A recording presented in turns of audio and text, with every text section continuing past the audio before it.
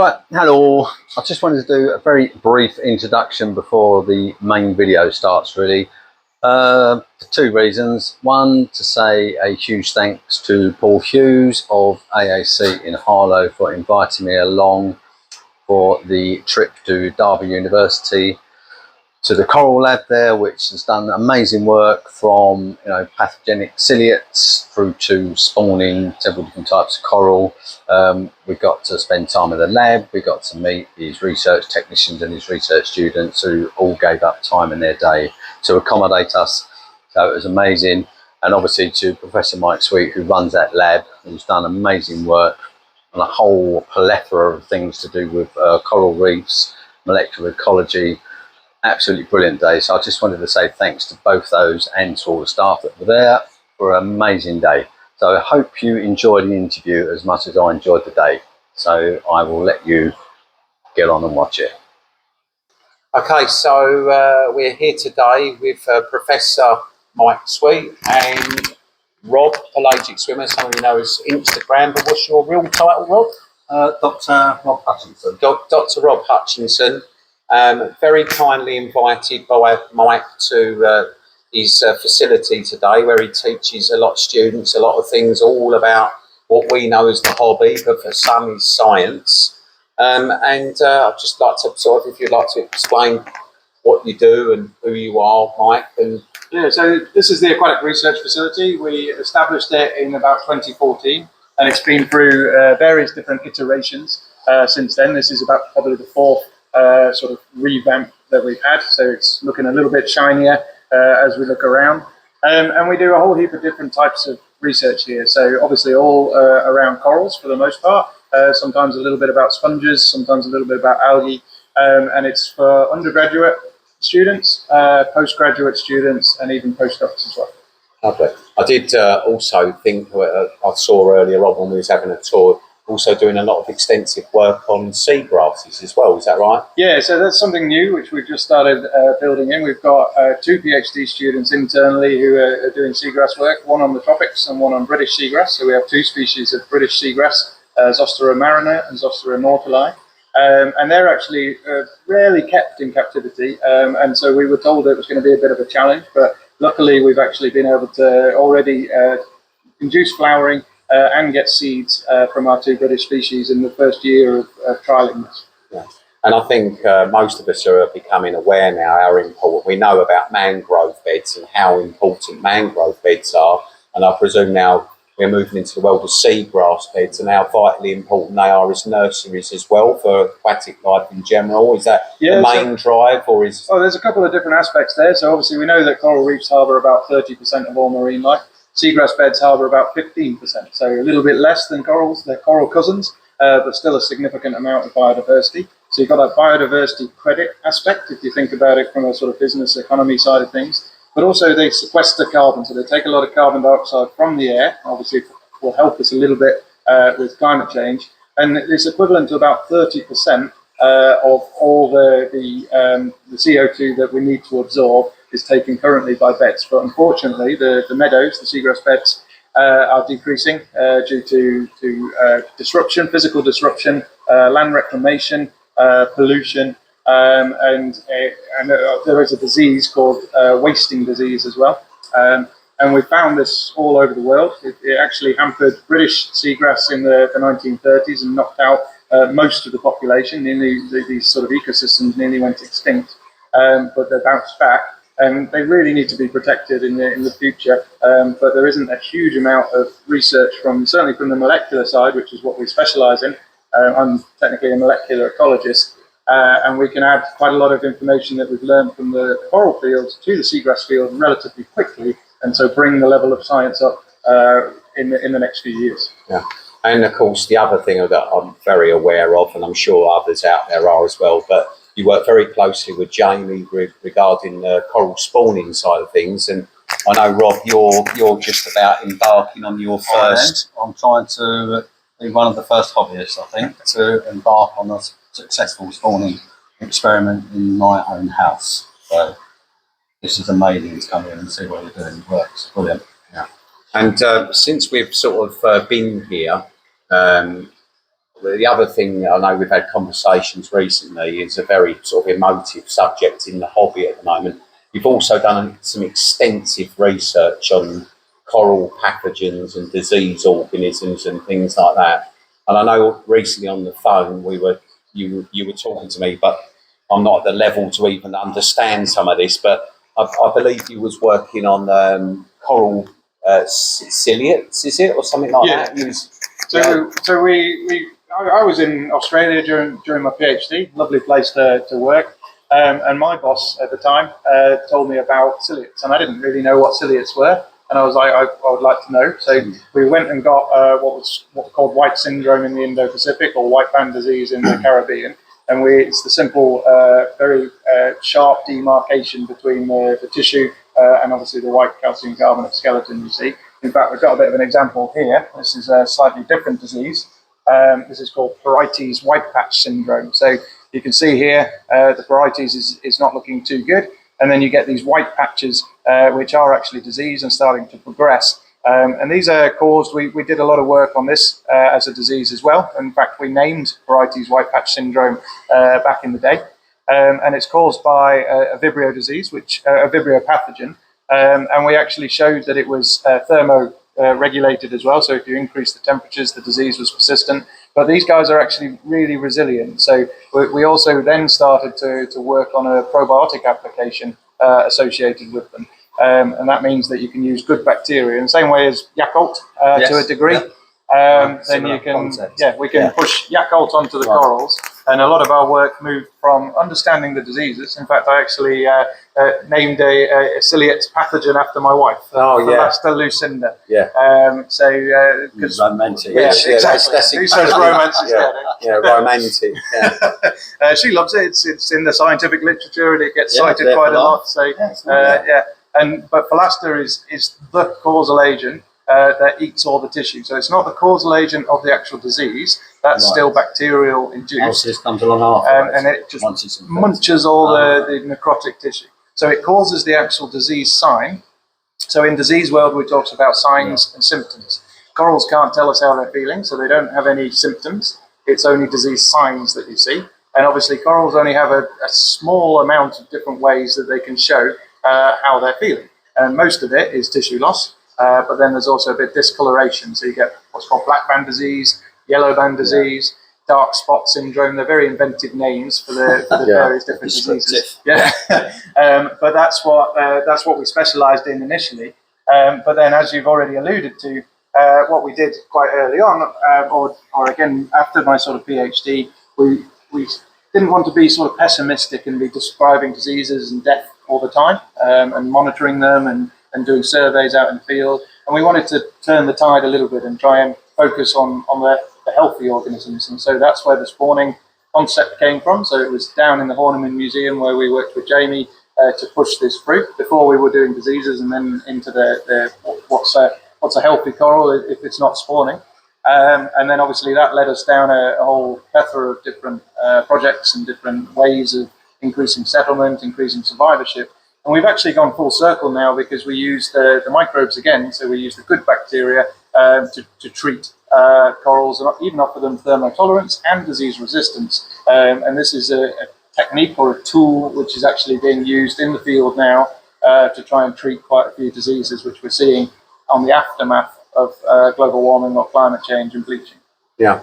So these, how do you actually apply these bacteria? Are they topical? They just take them out of the water column? Yeah, so you're not using any clever techniques to insert them into the cells or anything? No, it's not. It's not inserted in that way, but we have explored a few different routes into it. The most common one, what we do for the tests for sure, is actually just feeding them. So basically pipetting a condensed amount of the microbes, usually a cocktail, so a probiotic cocktail of microbes, a few different species, into the animal itself. It's taking it up, and then obviously we do some various tests to see if it's had those beneficial properties that we hope it has put onto the host itself.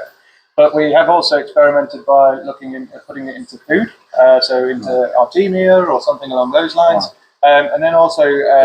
sorry, loads of questions. But are they attenuated? Are they live? Are they So they are alive, yeah. Right. So Okay. the whole point is that you're going to be kept live. It's actually another big discussion about how do you know that you're not just feeding the corals and just giving them a really good super feed. So what we try and do is we use inactivated cells as a placebo to try and make sure that we can understand that it is a real world effect, that it's actually that those bacteria are actually being assimilated, a bit like the Borg of Star Trek, I think it was. So it needs to be assimilated and turned into a symbiotic organism. So the stages we do before that is obviously a large amount of culturing. We were actually just speaking to one of my students who's looking at fungal communities of coral. We do the same with the bacteria. That's all new to me. I mean, I never even knew that fungus would exist with corals. I mean, it's just an old organism, isn't it? Well, over 180 species she's separated out now, from mostly fossiloporids which she's been using. And she's even been compartmentalizing the coral as well. So we've looked at what's on the surface mucus, what's in the tissue, and what's in the skeleton, and looking at the distinct differentiations between those different compartments as well. Are these symbiotic, pathogenic, a mixture? Or This is the next stage, the first stage was culture, and next stage is try and ascertain what they do. So we obviously identify what species we're looking at. Then we do various different tests in the labs. So we have molecular facilities upstairs, so we can take them simply from here up to the labs, which is nice and efficient and easy. And then obviously we can then start pushing those to the actual tank trials. So we've got an experimental tank setup behind us, which is replicated. So you actually have 9 systems, all identical, and you can start to do whatever tests and trials you want from that. Amazing. Yeah, so that was absolutely mind-blowing. I mean, the things that, so for example, that coral that you just showed me there, I would put that down to a little bit of just a tissue loss, or maybe it was burnt by another coral and things like that. And we're only really, aren't we, just at this moment in time, embarking on lots of coral diseases that were largely unknown. I mean, I know Jamie recently told me about a trip to Qatar where he was looking at in the university there, and he was looking at some corals that they're going to hopefully spawn, and there was some sort of tiny crustacean that no one's actually really described properly yet, I believe. And he said to me, whether this is Jamie winding me up, I don't know, but he said to me, honestly, Paul, he said, they even bite you. Right, and is that right? So do you know what this crustacean is? I haven't been to Qatar yet, but we have got a project running with them. But yeah, Jamie's showing me the photos of them, and they're what do they look like? Are they like a little tick, or like it's like a little like, do you know Camarus, which you can find on beaches? Yeah. It's a little bit like that, but quite a hefty size, and surprising that it hasn't been seen before. But it wasn't until relatively recently that a lot of aquarium pests have been found in the wild. So it's much difficult to find things in the wild, and it's only when they come into the aquarium. And as you well know, the aquarium is a sort of hotbed for various different diseases. And that's when people start seeing them. And it's just looking down a microscope. So back to that, when I was looking at ciliates, it was only because I looked down a microscope, I was told there was only one ciliate species which impacted corals. And I found a dozen species in the first time we were looking.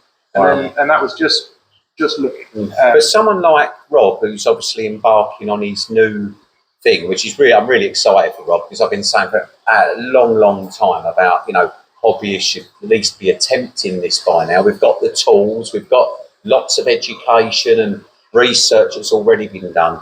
But someone who's embarking like Rob in his first coral spawning sort of episode and things, obviously that we know what we know. We know about Montipora nudibranch, we know about aquaporine flatworm, we know about red bug and black bug, as we call it, like you call white band and black band and things like that. But I mean, is it a question when you're spawning? There's a lot of stuff still, even now when we're spawning, we just don't know.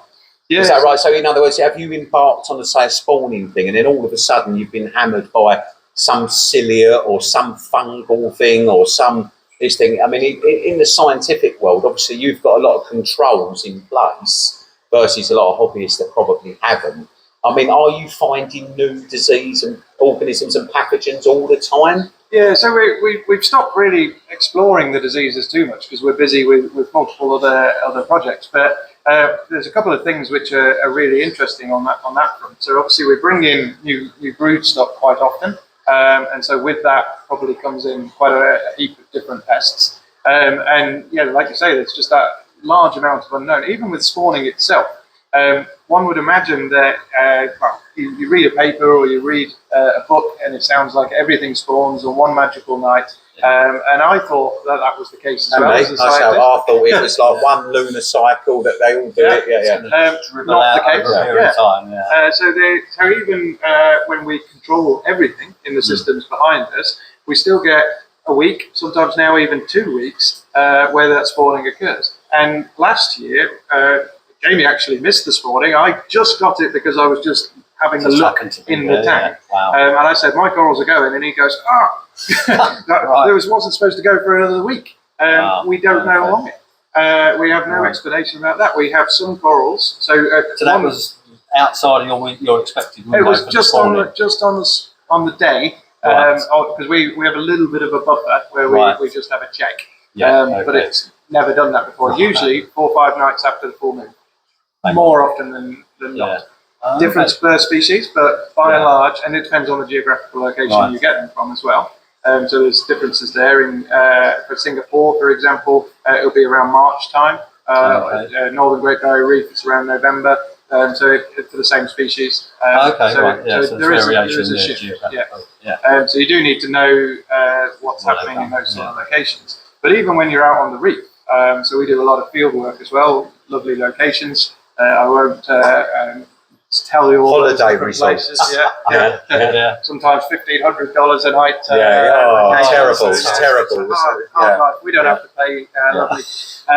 And it's not taxpayers' dollars as well. You'll be glad to hear. But even then, we see some corals which are spawning multiple nights. So you get a pre-spawn like a dribble, and then you get the bigger spawn. But then also you get this sort of split spawning as well. So with either the same species can spawn in 2 different time periods of the same year, or the same individual coral can actually spawn. And we've just started seeing that in some of our captive corals, where we're seeing multiple spawns from the same individual colony. No one knows about that, really. No idea why. Do you think that could be influenced by, there's a usual sort of window of time that corals would spawn? Do you think that stress factors are playing a part in the spawning process? So, for example, I'm sure most know about El Nino years, and how that can also affect coral bleaching with the way that oceanic currents are and wave action and things like that, magnifying the raising this. Do you think stress factors are having an influence on spawning as well as disease organisms potentially? 100%. So one of the things, we were in the Cayman Islands, I'll still drop a few names, and we were running a course there as part of the coral spawning lab for the Department of the Environment. So really hopefully trying to influence policy there as well. And so they've got some of the systems, and we were teaching them how to run them. And we were doing both field collections and spawning. So we're spawning during the day with our systems and spawning at night with the wild spawns, or at least going for night dives to a place where we were guaranteed to find the spawn. We went 2 nights at one location, which we were recommended, and it was right by one of the large ports with huge amounts of lights on all night.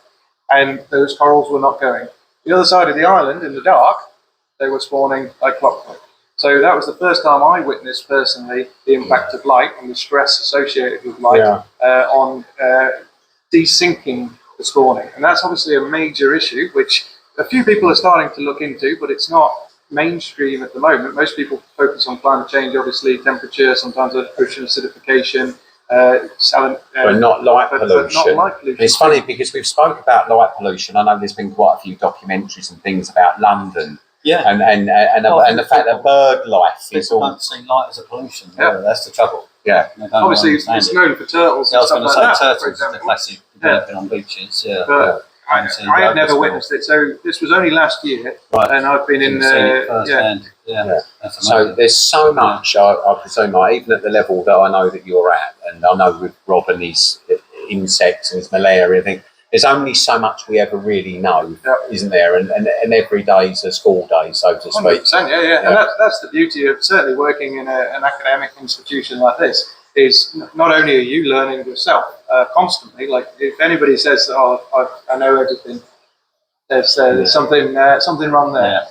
You can learn so much all the time. And I pride myself on going on courses and speaking to specialists. And one of the things that I've done as a scientist, which I think is a little bit still unusual, is I listen to people in the trade, to people in the hobby world, and we learn with give and take, and we're stronger together. And I've actually just done a piece about being stronger together and how we should all work together to. It's true, because as I said to Jamie not that long ago, I mean, as much as you often science is separated, isn't it, from hobbies and things like that. And the nice thing I think with the aquatic world, if you like, we're able to at least provide the tools that you need in order to complete some of these tasks that are obviously vitally important for the world.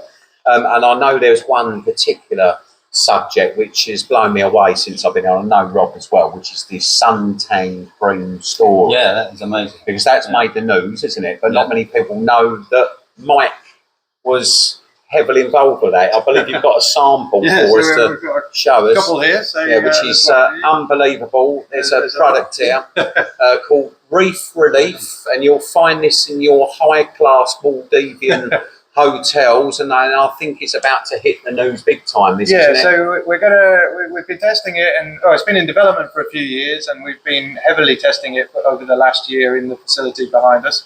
And so we've tested it against other what are called reef-safe sun creams found on the market already, and that reef-safe badge isn't regulated by anybody. So there's no regulation force, there's no official testing associated with it.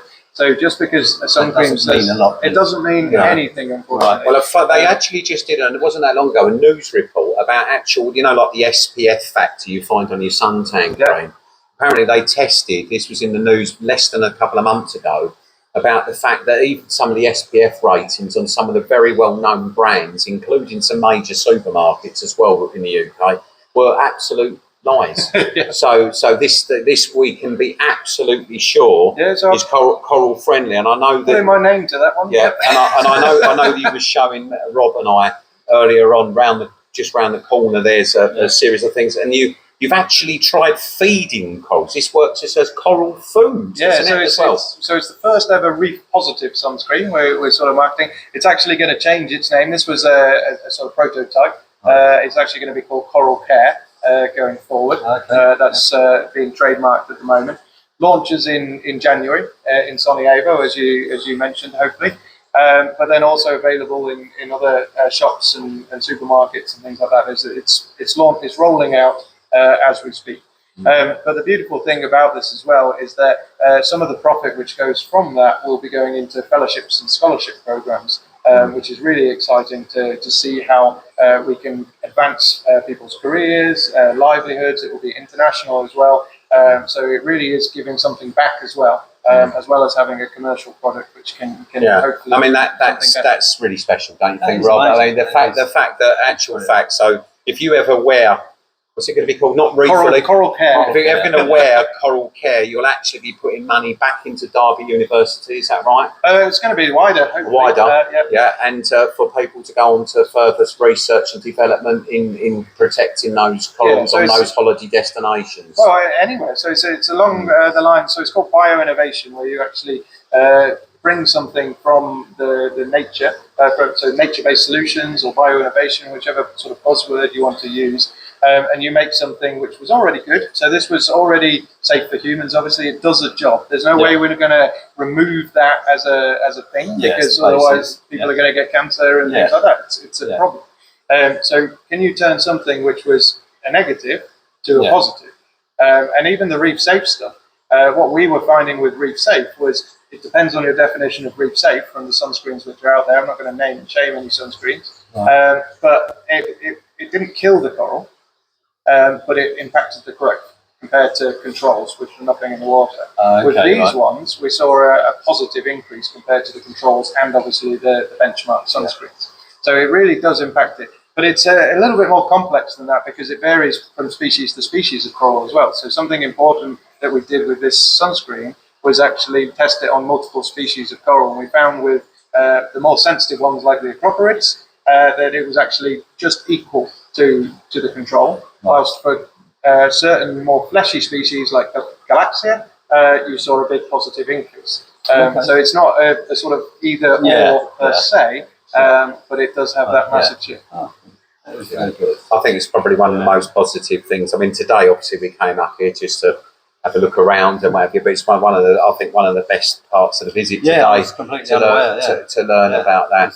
You know, because obviously at first you would assume that this was obviously, like you said, there are products that have been launched that are really already commercialising on the idea of reef-safe, but to actually have your name on it must be something really Yeah, it's been, well, we started off as I started off not you didn't believe it, that's right, yeah. I know. So I was thinking, at best, we can do something which is least worst. I know there's a lot of double negatives there, but I was hoping to do something which was better than all the stuff on the market, and produce something which was okay. I never, in my wildest dreams, thought that it would actually have a positive. And then obviously we started pushing further onto that. So the company who actually produced this is a company called Stream to Sea in America. And they're being marketed by a company called McCann. And so it really is a sort of powerhouse between a large-scale marketing company, the people who actually produce the sunscreen, and the science that goes into testing it, which has allowed us to turn something which was negative to positive in a relatively short period of time. So anybody can do this, you just need to... Yeah. I think one of the things that we learned earlier on, Rob and I learned earlier, was like you, I was one of those people, I didn't know whether really it was just another newspaper headline about suntan cream impacting. I was thinking to myself, well, the trillions and trillions of gallons of water around that reef, how can it? But you actually did find negative effects across most of the suntan creams that are commonly sold against coral growth. Quite a lot of coral. So anything with oxybenzene that's a nasty What's that chemical again? Because it might be good for people. Oxybenzene. So I assume that's an oil base. And it's really bad. And anything which is made of nanoparticles as well. So titanium nanoparticles, zinc nanoparticles. These are really small particles which have a large surface area. And zinc and titanium are also bad in that sort of dose. This is actually a titanium-based sun cream, and we're looking at a zinc-based sun cream, but it's non-nano, which actually makes it healthy and safe. So we inadvertently tested it on urchins, snails, and fish, because they were our background animals, and everybody was quite happy. But that's the sort of next stages as well, is to actually look at other impacts and the wider context as well. Right, there was another thing today that we were discussing over lunch, which was lovely, by the way. It was very nice, very Derby University lunch. You was talking about probiotics, and I know you were telling me about some things that you're trying to. Are you allowed to talk about that or not? Yeah, for sure. So both the sunscreen and the. Shall I get the pulse? Yeah, can you? Yeah, sure. Yeah. I already know that. Yeah. No, you could leave it in, Rob. You just said, "Shall I get your balls?" Well, these balls are actually not made by. Yeah. Well, we'll use one ball out of it. Yeah, we'll edit this bit out then. The other thing we were discussing earlier at lunch, which was a fantastic lunch, by the way. It was very nice. Right, was about Derby. Derby University lunch. Start again on it. Yeah. Let's go for Durham. You're in Durham, maybe you just leave all this in. Just leave it in, Rob. I think people will find it fun. But one of the things we were discussing at lunch, which is superb at Derby University, was about probiotics. And of course, we were discussing earlier on about bacteria and things like that around corals. And it's, for me, it just goes over my head. I know Rob understands a lot more than I do about this, but things like the beneficial bacterias, which of course has been in the trade for some time, specifically with ponds and things. And I know you've got an example of something which you can find in your pond shop, which is a tiny little ball of gel, which inside, I believe, has got nitrosomus and nitrobacter and things like that. Exactly, yeah. So they're live bacteria, which have been engineered to stay there and even on your shelf for a lengthy period of time. And then as soon as you pop them into your pond, for example, they'll shrink. So I'm led to believe. I haven't tried this myself. And then if there's nutrients in there, they'll proliferate and obviously be feeding your system and other organisms there. Yeah.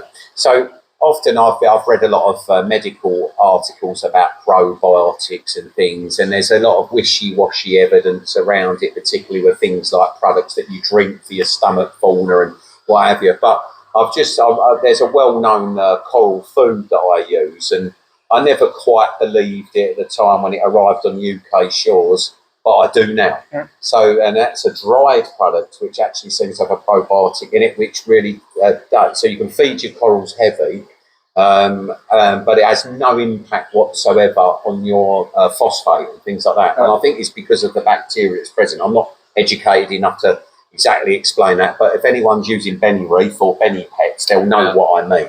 That seems to be the product at the moment that is really touching on this probiotic thing. But you was telling me about coral diseases and the fact that you can potentially engineer, very much like these Evolution Aqua balls that are commonly available. You're now on the crux of something really important with coral bad bacterial diseases and things. Yeah, for diseasing, bleaching, so thermotolerance, things like that. We've been working on this for years, culturing up different microbes. It's a big collaborative effort. Many universities around the world and many PIs, so principal investigators, who have been working on this extensively, some a lot more than me. And we've shown it in various different ways, a lot of lab trials, a lot of trials up in the molecular facilities, which I showed you earlier. And it allows you to actually really get an understanding of those beneficial capabilities of microbes. So we've even gone so far as to develop new culture media to actually, so we call it coral juice, which allows you to really grow up different species of microbes which you never used to be able to. So there was this old story about the Great Plate Anomaly, which meant that you could only culture up a few of the microbes which are out there because of various different reasons, mostly around the needs and the necessities of those bacteria. We didn't know enough information about it. Now it's actually, and it was a sort of dying trade, that culturing of microbes, because certainly when you're looking at microbial communities, what was called non-culture methods, next generation sequencing, things like that came in, and that's what everybody sort of jumped on to describe the full bacterial communities or full fungal communities within whatever organism you're interested in. But we went back to culture techniques, and it tells you a lot more about it. So you can actually have an organism which is growing and extensively for a long time. You can even put it in a -80 freezer and have these biobanks for these microbes. So you can store them for prosperity as well. But then you can do whatever inoculation trials you want to do. And it's called Henley's-Cox postulates, is when you actually inoculate a coral, in this example, with a bacterium. It shows the same disease signs as what you're expecting it to from the field, and then you re-isolate it. So you re-isolate the same bacteria, and you've proven that that is actual true causal agent. It could be multiple causal agents, but you're trying to find either one or a few which are impacting that. And what happens in the organism itself is you get this what's called a dyssymbiosis or a pathobiome. So you turn what's called a microbiome, which is the healthy thing in your gut or on your skin, to a pathobiome, which is a disease-related shift in the full community. And so what we can do now is we can look at those beneficial microbes. So we have a selection, maybe 6 or 8 or whatever you want, and then we can inoculate them into corals. We've done that with adult corals quite extensively, and we've shown the proof of concept there. It's published, open access, so anybody can get hold of that information. And in fact, many people do. You mentioned Benipets, they actually use some of our papers on their website, which is quite nice to see. I just saw that recently. And so it inspires people to move forward in those sort of contexts to actually generate the good bacteria. What we then moved on to is we were combining our extensive knowledge in probiotics and our extensive knowledge in spawning, and we wanted to increase settlement and survivorship of the spats. So we took 21 different microbes, Pseudoaltemonas in this case, and those Pseudoaltemonas have been shown to be present in the crustacea coralline algae, the pink algae, which is necessary or thought to be very necessary for settlement of the larvae in the first instance. but it's also one of the ones which offered thermotolerance to the adult corals as well. And we could inoculate the settlement plugs with these various different cultures. We used single isolates to explore, and we showed an increase in settlement by between 5 to 6%, and doubled the growth rate of the juvenile corals with another strain. Yeah, absolutely amazing. So we're really now, it's potentially, this is such good news because there's a very much a push in the hobby at the moment about the use of antibiotics. This is really starting the other way around, is it? Once we've got an understanding that we know that this particular genus or this particular type of coral could have this ciliate which can get through quarantine and or bacterial problems for years, and then before it manifests itself, for example. In theory, this is a much more holistic, sort of gentle approach to dealing with. At the moment, we're looking at cures, I should imagine, with this, really. But in the long term, this is a much more gentle approach to getting corals in captivity through quarantine, isn't it? Yeah, well, we call them sticky plasters to try and get them through. So it's not like if you're hemorrhaging or something like that, it's not going to be an all-seeing fix. But it gives that helping hand. So what we try and do, both in the labs but also out in the field, is provide a vast array of different tools that anybody can use, a hobbyist or a reef manager out in the field, to tackle the various different issues that you have. So you mentioned antibiotics, which is quite interesting. We were the first to use antibiotics to actually describe diseases. So we flipped the description of diseases on its head, and we tried to treat the diseases with antibiotics, which we were successful with, ampicillin and paramycin. And then we used metronidazole, which actually targets the ciliates as well. And we were able to show through the use of multiple different antibiotics the actual roles of the different types of pathogens associated with white syndrome in Fiji at the time, and white band in Venezuela. And we wrote in that paper, this was in 2011 and 2014, we said not to be used in the field. And now, unfortunately, in the Caribbean, antibiotic treatment for another disease called stony coral tissue loss disease has been used as the sort of main treatment. So there's people out in America now who are pushing forward with the probiotic cure for stony coral tissue loss disease as that more holistic approach, which has less implications. And of course, the problem with using antibiotics is that you know every generation that passes, as I've experimented in the past, every generation that passes, there's some sort of more resistant strains that develop, and there's going to be. Whereas this really would, in a way, like you said, like a sticky plaster, it sort of helps, isn't it? It's like, almost like not a disinfectant, but a sort of disinfectant of bacteria to sort of. Well, corals are amazing. Like you mentioned the drug discovery side of things. Yeah. In the marine realm, drug discovery is called blue gold, because these things offer so much opportunity for people to bio-innovate or to find a nature-based solutions that just at our fingertips. We've probably got about 30 different species of coral here. There's obviously a lot more out there. And there's so much that we can glean from that information. And what we did a very long time ago now was we used Gorgonian mucus to actually look at antimicrobial capabilities for surface-associated hand microbes. So instead of a soap, we actually found a really, really good, much more beneficial than soap itself. But obviously from there you need to take it to the next level. You need scale it up. Synthesize it, those sort of things. Yeah. Wow, that is amazing. So in your reefs at home, you've probably got maybe the cure to cancer or something along those lines. It's amazing. There's just so much we don't know. Well, they're called rainforest of the sea for a very good reason, because they're so diverse, and that's just the sort of macroorganisms, never mind the microbes which live inside them. Yeah. So just in all your studies, have you ever done any work on viruses in corals, phages or anything? Yeah, so we've explored a little bit on viruses. So we've described a few different viruses. They actually have a herpes virus as well. So I used to make the joke. I did not know. So I used to make the joke that corals got crabs. And herpes. And so I know you do need to watch out what you're doing in your hobby. Wash your hands. But yeah, there's a whole plethora of different viruses out there, and there's viruses which affect the Symbididium as well, so the symbiotic algae of the corals. even in culture. So I haven't shown you the cultures of the Cymbidium yet, but we use those as well, and you can stress those, and you can thermally make them thermally tolerant, and then re-inject them back into the coral. Again, another route of producing these thermotolerant corals. So multiple tools again. Yeah. And there's viruses which have been found to infect those as well as the hosts as well. Wow. Okay. What sort of level of dormancy, just to give us an idea on things? You know, if I'm trying to move forward with my business, I obviously want to provide my customers out there and with a better standard all the time, and you know, and what sort of dormancy? I mean, is there no hope for us? You know, in terms of viruses and in terms of bacteria, is there hope? I mean, at the moment it seems very much like, you know, we're going to hit it with antibiotics, but is there no hope?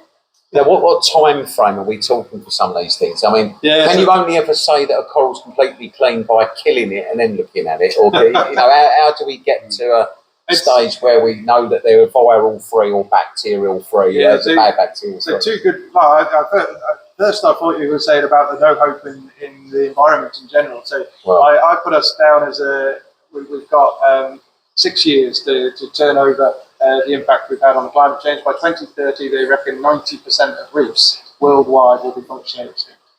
So that's the time frame I put myself. So the hopelessness there is pretty dire, but we're never going to give up. Yeah. But as far as pest-free organisms, I think you can get rid of the macro pests particularly. So like you mentioned, the flatworms and the bugs. Those could be visually inspected. Obviously, there's an issue with the eggs, and especially live rock and plates which are coming in. Dips are pretty good nowadays, so we obviously use those routinely as well. But I don't think you'd ever be able to say you're completely pest-free, and certainly not pathogen-free. One thing we don't know in human medicine as well as corals specifically is when does a symbiosis become pathogenic?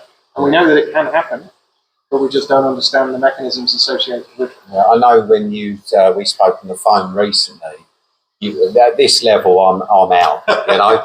But I know maybe Rob and you can discuss it. But there was a bit, it was something to do again with this ciliate thing that can remain dormant for up to 5 years or something. Is that right? Or something? You've seen it, or say at the moment you know it can be up to 5 years, but could it be up to 10? Could it be up to 20? So ciliates are amazing organisms. I bet everybody has got ciliates, the pathogenic ciliates, in their tanks, 100%. Yeah. So it's one of the first diseases, and this is what blew us away when we first discovered it, was that every time you got rapid tissue necrosis, white syndrome, whatever you want to call it, obviously there's multiple names, many ways to skin a cat, so to speak, or skin a coral in this instance.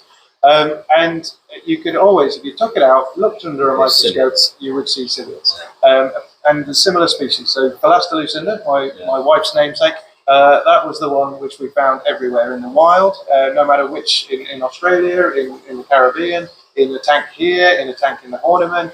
No matter where you went, you could pick it out and you could find it. It was staggering because you couldn't do that with other diseases and things like that. And it just lives quite happily. And then it's this combination of factors. So it's not always causing disease, though, is it? No, it's not always causing disease. So it's probably just happily sat on a rock.